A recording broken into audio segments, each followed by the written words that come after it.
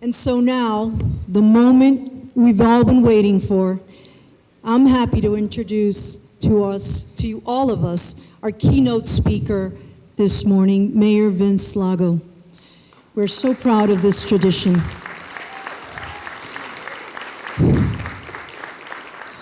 Vince Lago was elected mayor of the city of Coral Gables in April of 2021 in a decisive victory. He was subsequently re-elected in 2023 without opposition. Lago, at the age of 45, is one of the youngest persons to hold the office in the city's history. Prior to his election, he served as city commissioner for 8 years, holding the post of vice mayor from 2019 to 2021. Throughout the years, the mayor has dedicated his time to South Florida civic philanthropic causes, where he has held leadership roles. A former member of Coral Gables Planning and Zoning Board, he brings a reasonable and creative approach to land use while remaining committed to preserving Coral Gables' unique character and history in places that interest the residents first. During his tenure, Mayor Lago has spearheaded numerous legislative initiatives and has led the city's sustainability efforts, including our downtown cleanups. Last month gathered 58 volunteers and collected 369 pounds of garbage. Ladies and gentlemen, please welcome a dear friend, advocate to the business community, Mayor Lago.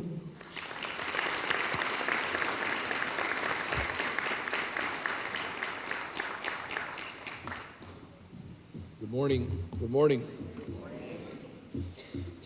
So, before we get started, I'd like to first thank all of you for allowing me the privilege to serve you. I'd also like to recognize Mark Trowbridge, who is standing in the back, who is a true friend and a mentor to many of us, an individual who every single time we've had an issue or we've had a concern has always been present to lend a helping hand, and to be a shoulder to listen to, or a person to provide guidance during the most difficult times. I also want to thank Sarah as she embarks on this process and how she's been leading the chamber. You've been doing an incredible job. And it's wonderful, as the father of 2 young girls, to have a woman at the helm. I want to also get started by thanking all the members who were involved. Without your generous support of the chamber would not exist. While we have a great executive board and a great board, it is the people who pay the dues every single month, who trust in the vision set forth by Mark and the board, and we are grateful for that every single day. It's like our constituents that we represent. So good morning. Thank you for being here today, and it is an honor to deliver what is my third State of the City address. I am so grateful for the extraordinary privilege of having been re-elected this spring without opposition. I look forward to productive months ahead and a continued strong partnership with you, the Coral Gables Chamber of Commerce. Thank you for again hosting this gathering, a city tradition that I hope we keep moving forward for a long time. Congratulations again to Sarah and all the board of directors on your election to lead this chamber for the upcoming year. And before I begin, I'd like to thank Mark, as I said before, for his hard work this past year, in spite of what has been for him a challenging personal year. Godspeed, my friend. Godspeed.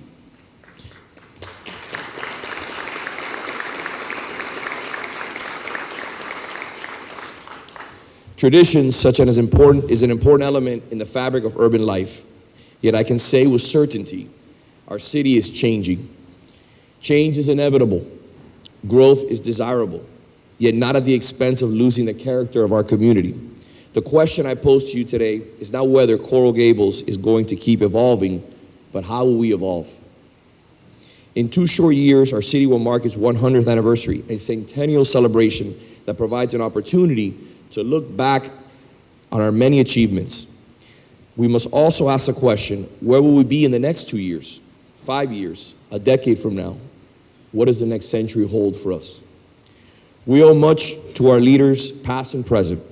I am fortunate to work with great colleagues, Vice Mayor Rhonda Anderson, who's here, City Commissioner Kirk Menendez, City Commissioner Melissa Castro, and City Commissioner Ariel Fernandez.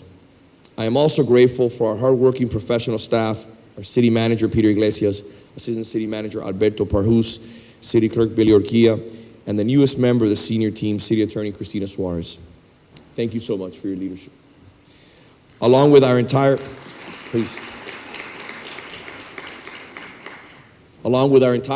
hard-working workforce, incredible professionals who keep our city running and running well.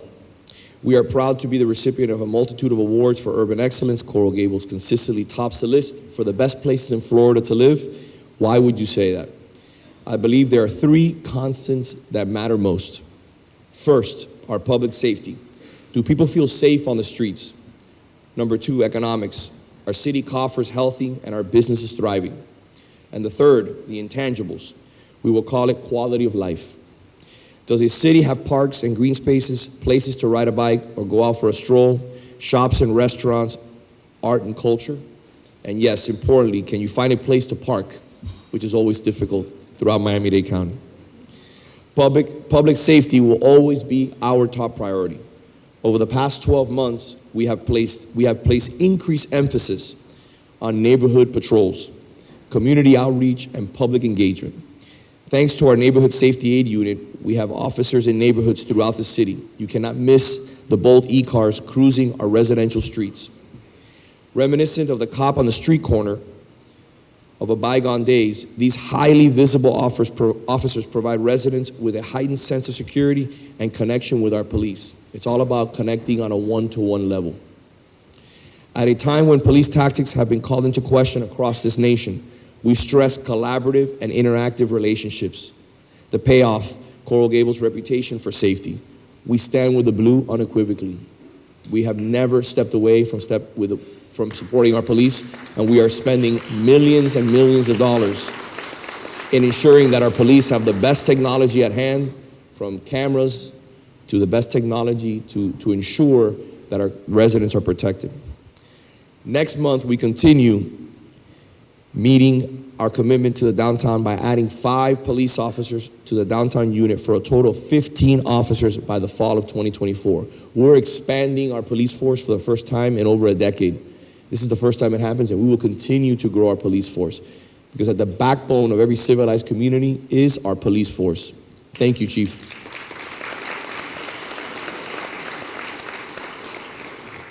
New technologies have also played an important role. Our police department, one of the first to use a piloted drone technology, has found this tool to be valuable in monitoring emergency situations or when popular events draw crowds to our streets.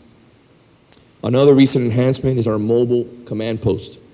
Allows us to quickly be on the scene wherever we're dealing with an incident. You can count on our public safety team to be there when you need us most. I'm also extremely proud of our national recognition for our fire rescue department has received.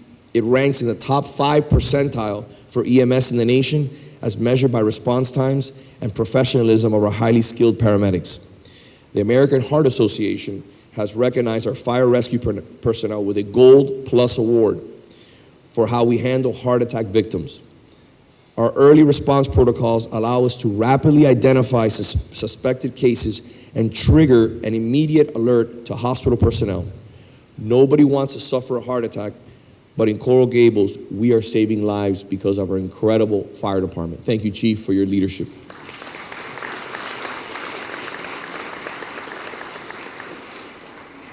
Public safety is also about infrastructure. To improve, we navigate our streets. We continue to install traffic calming devices, 22 new ones to date just this year. And we have added 53 pedestrian ramps throughout our city. We will be resurfacing miles of roadways and upgrading bridges, both which receive funding for the state in our most successful legislative session to date, where we secured $4 million in funding for projects throughout the CityBeautiful. This funding will certainly make an impact in the upcoming year. Last year we received 4.5, this year we're receiving 4. Our dedicated staff deserve all the credit. Going to Tallahassee 4 times during session, speaking with the elected officials, building real relationships, and explaining why a beautiful city that is sometimes confused for only being for rich and wealthy, why do we deserve money from the state? We have many retirees, many teachers, many individuals who are aging in place, and these types of funds that come from the state are necessary to continue making significant, critical investments in our future. So I want to thank our state leaders, our state representatives, our state senators, our governor. Thank you for always lending an ear to the city of Coral Gables and for delivering over the last 2 years. Thank you so much.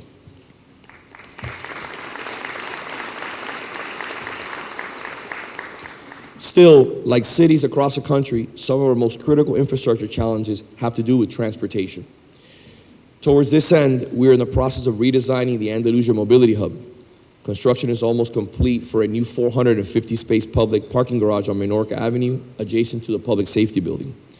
Efforts to encourage people out of their cars continues. Trolley ridership is expected to exceed 1 million individuals this year. And by the way, it's free, and now it's open on Saturdays, and we're looking to expand to Sundays.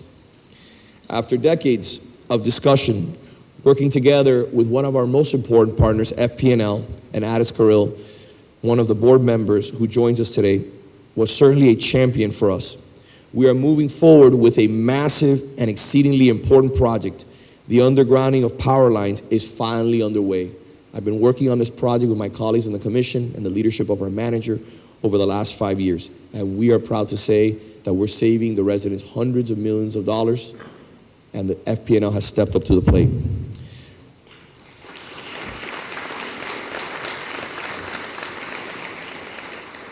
To say the least, it is a project that has been a long time in the pipeline, and happy to say at no cost to our residents. This was a high priority initiative in my strategic plan, and we delivered. Underground power lines are not only an aesthetic improvement, but the underground infrastructure is more resilient and important safety enhancement, especially in a time of extreme weather. So let's talk about finances. I am pleased to report that our city has maintained its triple bond rating, Moody's, Standard & Poor's, and Fitch rating. One of only 3 cities in the state of Florida to do so. A sound financial footing is the cornerstone of a successful urban center. It is what makes us attractive to investors. We will continue to make investments in our future by upgrading our infrastructure resiliency and technology, because when we invest in ourselves, we become more appealing to the private sector. We become more appealing to you. We also increase our value. And in fact, this year, the commercial areas of Coral Gables account for 45% of the increase in property revenue, second only to single-family homes, which accounted for 51% of the increased revenue. You are the backbone of why we have the second lowest millage rate in Miami-Dade County, the business and commercial areas. We are the envy of every city in Miami-Dade County as a result of our downtown. And that we give thanks to our city manager, our business community, our staff, who work day and night to make sure that you have all the necessary resources to cut through the red tape. And we thank you for that.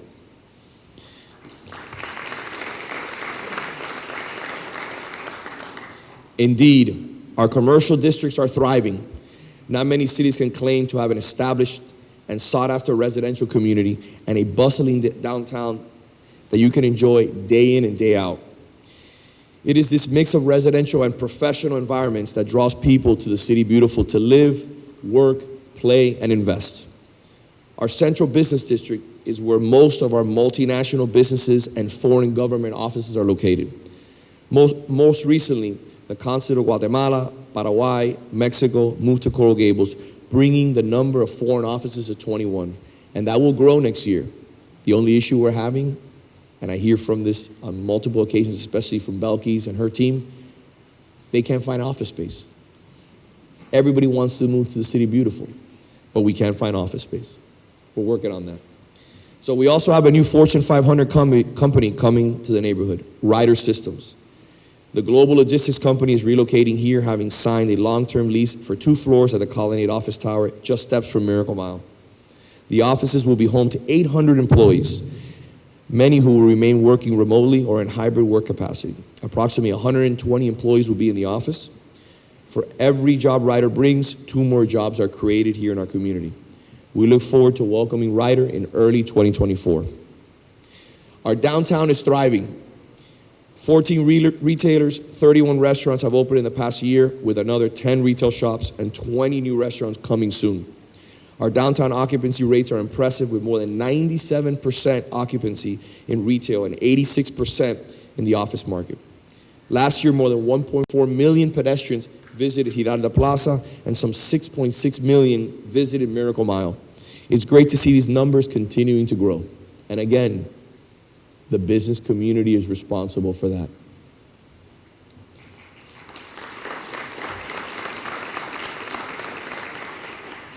But we must not become complacent.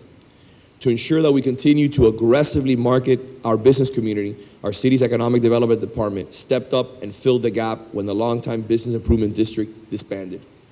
We quickly organized a number of successful events, including Trick or Treat on the Mile, which brought thousands to downtown. My family is looking forward to this holiday favorite once again next month. Our Sip and Shop events have been a hit, with more than 35 merchants participating, and of course, Carnival on the Mile remains ever popular. These events are important, not only for the enjoyment of our residents and visitors, but bring tremendous economic benefit to our community, especially small businesses. 9 out of 10 businesses in our city are classified as small, having fewer than 25 employees. These often are local and family-owned enterprises and are vital to our economy. A strong small business presence, especially one that thrives, is a busy, livable, walkable downtown, is what gives a community its character. Small businesses create a sense of place, attracting people of all ages, including young professionals and empty nesters, groups who increasingly want to live near the city core. It brings tourists and visitors here. A dynamic downtown attracts a talented workforce that can bring new and bigger businesses and investors to the city. As we've seen with Ryder, a decision to relocate here was made possible because of our city and what we stand for and what we offer. A thriving business community supports a thriving community. This has been true since the days of George Merrick and our founding. Third on my list of must-haves for a great city is what I call the intangibles. Parks and recreational opportunities, quality educational institutions, arts and culture. Historically, our city excels in these areas and keeps getting better. From its earliest days, Coral Gables was envisioned as a place of exceptional visual beauty. Our Art in Public Places program continues to grow and exemplifies this artful heritage. We are challenging ourselves and private developers to innovate and be thoughtful about art and artists showcased in public venues. We envision the city as an expansive sculpture garden, exhibiting works by artists who are in museum collections throughout the world. This year, we welcome pieces by several renowned artists and approved new commissions by several other artists, including Von Span, a Florida-born rising star in the art world. As part of our centennial celebration, we are requesting proposals for a commemorative work honoring the city's historic Bahamian community. Art-wise, we are balancing our noteworthy past with innovation and creative works. Our park system continues to grow, and our goal is to have a park or open space no more than a 10-minute walk from anywhere in the city, from wherever you are. This is something that I've been working on since I got into office, and is very near and dear to my heart. If you look at our downtown, we have been missing parks, and it's something that over the next few years, you will see parks commence to pop up all over our downtown. This past year, we added 2 neighborhood parks in Majori and Lamar Louis Curry Parks to the system, along with renovating Pierce Park. And we now also have a dog run at Salvador Park, thanks to the vision and persistence of our Vice Mayor. Thank you, Vice Mayor.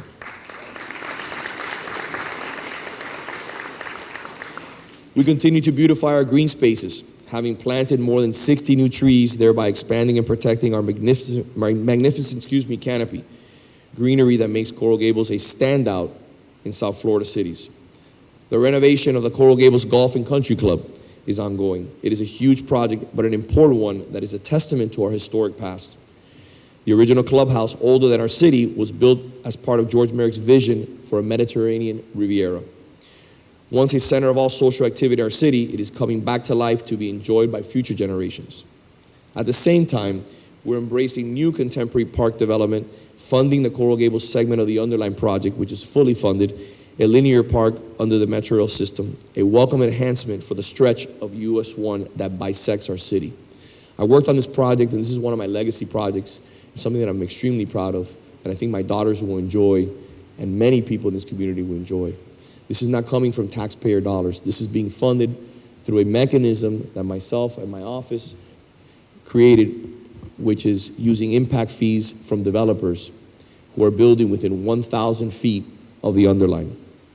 We were able to raise $7 million for the underline and made a commitment to deliver on this linear park, which will be 10 miles running all the way from downtown to our neighbors in South Miami. This is a world-class project which will redefine our community, will elevate our quality of life, and also, at the end of the day, elevate our tax base. This is what defines a world-class city. We broke ground on it 2 weeks ago. My colleagues joined us, and this is a proud moment for the entire city of Coral Gables and the business community, which has played an active role in ensuring that this could become a reality.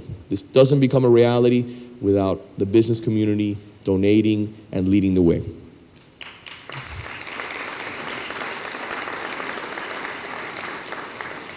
As I said earlier, community events are an essential part of our city's character. We have sponsored a record number this year, including Museum of the Moon at Ponds Circle Park in collaboration with the Coral Gables Community Foundation. Thank you, Mary Snow. This spectacular public art attracted an estimated 30,000 visitors. Also impressive are the number of international events held here, reflecting our strong ties to the Americas. These include the Mexican Consulate Day of the Dead celebration and the Consulate of Colombia Festival of Barranquilla. The 2022 World Cup Final Watch Party was a big hit, as was the Taste of the Gables this summer. A great city must be a clean city. Sometimes my wife and my kids think I'm a little bit OCD and a little bit obsessive compulsive in regards to how I want things done and how I want things clean. But there's a reason for my madness, and I hope it's paid off for the city. Our Keep Coral Gables Beautiful program is in high gear.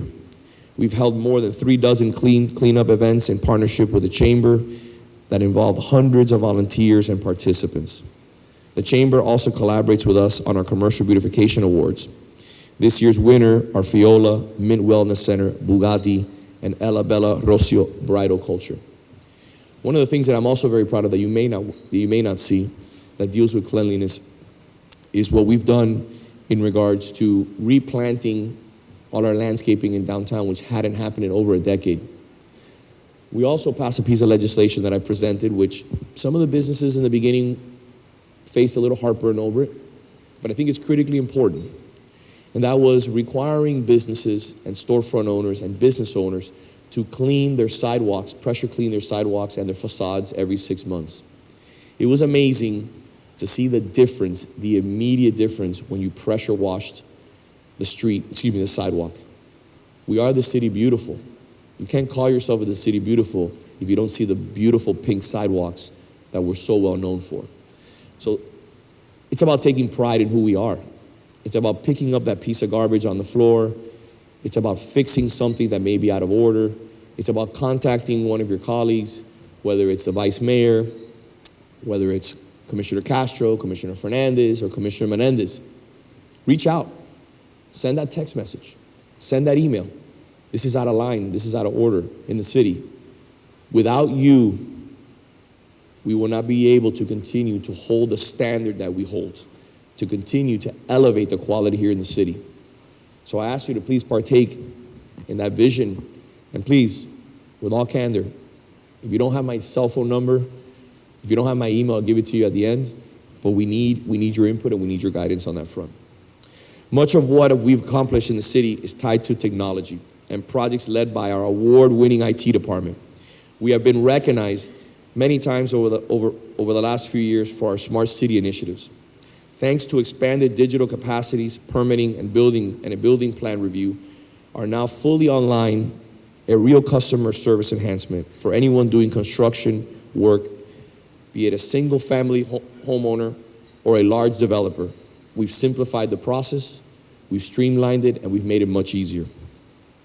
Our new mobility hub will be technology-driven. If you have a smartphone, and I know everyone here has at least one, you can communicate with us via a new app.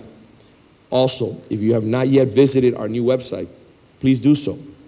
Our communications team, working with IT and the city clerk's office, won top awards for this user-friendly portal. It is completely revamped, and again, we'd love for you to use it and give us your input and guidance. In an effort to encourage more participation in local elections, I strongly support a proposed ordinance to move municipal elections from April to November, aligning them with national and statewide elections. Voter turnout would triple compared to the dismal 20% turnout in our last municipal contest this spring. Yes, it would shorten my term for our current office holders, including mine, but it is the right thing to do. And it will save taxpayers over $100,000 every election cycle. Transparency and community engagement have been and will continue to be a hallmark of my office time here as mayor. Keeping an open line of communication between you and my office is important to me. Since first being elected 10 years ago, I institute and continue to maintain Open Door Fridays. I welcome you to stop by anytime from 2 to 5 p.m. There is no appointment ever necessary. And I also hold biannual town halls so that I can hear directly what's on people's minds and the issues important to them. We usually send out a newsletter every month, and I'm active on social media thanks to my incredible team and the office that I have in City Hall. In conclusion, it is my intention to lead our city in a way that channels and balances growth with the needs and desires of all sectors of our community. Simply said, but not always easy to accomplish. We may not always agree, but if we respect diverse opinions and commit to working together as a team, we can and will move our city forward. I want to say a few words about a truly special event special event plans and are on the way to celebrate our city's 100th birthday in 2026. The University of Miami, the great institution that adds so much, has done an incredible job and that adds so much to our character and our community. Will also celebrate centennial, as will this chamber that does so much for our business community. It was a vision of George Merrick that created a great city, a great university, and a great chamber. So the past and the future intersect here in so many meaningful ways. As we approach the 100-year mark, let us always keep in mind the values that have served us so well for nearly a century. Together we can pursue a vision that will propel the city to even a more successful tomorrow. So in closing, I want to thank our friends at the Biltmore, Mr. Prescott, along with Mark again, for hosting this wonderful event. I also want to thank my wife for joining me here today. My daughters were going to be here, but they had an exam early in the morning, so my 12 and 9-year-old ducked out from making it. I was hoping you would get to meet them. I also want to thank my staff in my office at the city. You do an incredible job. Thank you for making everything possible. Along with the employees of the city, I ask you to please stand to be recognized. Please stand.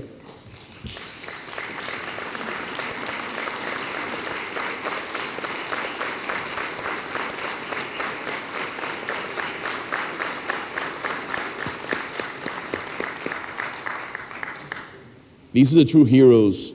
These are the individuals that pick up your phone calls in the middle of the night when there's an issue. These are the individuals that address every concern from my garbage wasn't picked up. I have an issue with permitting. I have an issue with this or that. They're not recognized enough. They're only recognized when things don't go right. But we have an exceptional positive outcome ratio. The city of Coral Gables is blessed like we are to have the chamber and Mark and the board of directors here in this community. We're blessed to have an exceptional city manager, city attorney, and a city clerk, along with all the directors, all the employees that meet you at the building department, the gentlemen that are cutting the grass, the individuals that are landscaping, the people that are at the parks. We are blessed beyond measure. And I want to make sure that I mention that, because at the end of the day, I'm not able to do my job like I'm doing it today without the backbone and support of an incredible team at the city. So God bless all of you. Thank you for what you do for the city. It's a privilege to serve you, and I hope that everybody has a wonderful, wonderful evening.